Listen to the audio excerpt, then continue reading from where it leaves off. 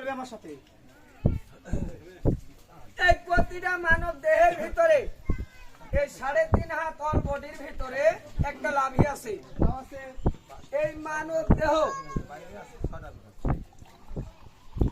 এই যে মা মাটি আরজুল্লাহ খাকি, এই মা মাটির লাভস্থল কোথায়?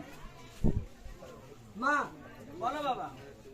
এই মা আরজুল্লাহ লাভস্থল হচ্ছে মক্কা কাবা শরীফের ঘর। কেন জানো? কেন বাবা? এখানে যদি হজ করা ব্যক্তি থাকে তারা বলতে পারবে।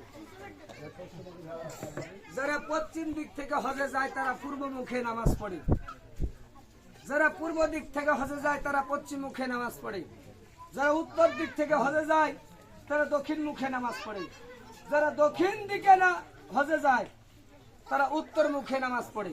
তাই মা মক্কা কাবা শরীফের ঘর হলো এই মা আরজুল্লাহ খাকির লাভস্থল। জানি কি বাবা এটা হয়েছে? আর কি আছে বাবা রে, তাহলে এই মা কাকি কোন শেয়ারে শুয়ে আছে? মাটিও শুয়ে আছে গো।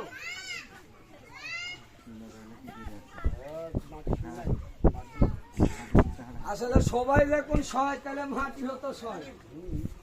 তোমার প্রশ্ন হলো মা মাটি কোন শিয়রে শুয়ে আছে, অর্থাৎ কোন দিকে? আল্লাহর কুল 4টা, উত্তর দক্ষিণ পূর্ব পশ্চিম। কোন কুলে শুয়ে আছে? হ্যাঁ বাবা। মা এত ঝাঁকে হেলে গেলে কোথা মানে বলা যায় না। আলাদা কথা। আরে বাবা রে, কথা শুনতে মনে যাচ্ছে না। শোনো এগুলো কোথা শোনার লোক এটি নাই, তুমি লিখতে দাও। আরে বাবু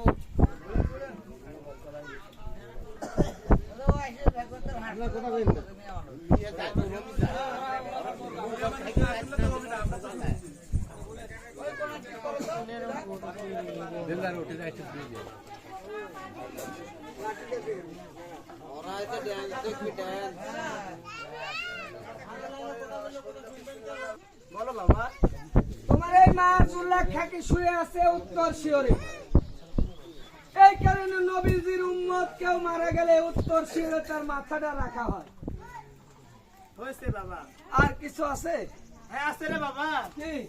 কোন হরফে আসবে দুনিয়া, কোন হরফে যাবে, কোন হরফে আল্লাহ দুনিয়া আবার এই দেশ করতে হবে। আল্লাহ দুনিয়া ফের পতন হবে কেবা হবে বলে চাচাও বলছি। তোমার প্রশ্ন কোন হরফে আইছে দুনিয়া, কোন হরফে যাবে, কোন হরফে সাদের দুনিয়া ফের পতন হবে? হ্যাঁ বাবা। মা আলিফ হরফে আইছে দুনিয়া, বে হরফে যাবে, ফে হরফে সাদের দুনিয়া ফের পতন হবে। এটা হয়েছে। আর কি আছে?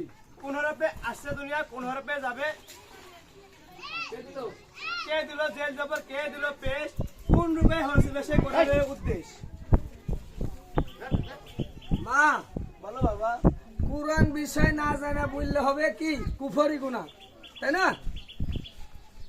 তোমার প্রশ্ন হলো কে দিল জের জবর, কে দিয়েছে পেশ, কে দিয়েছে পৃথিবীর বুকে কুরআনের উদ্দেশ্য। হ্যাঁ বেটা, তুমি বোধহয় জানো না।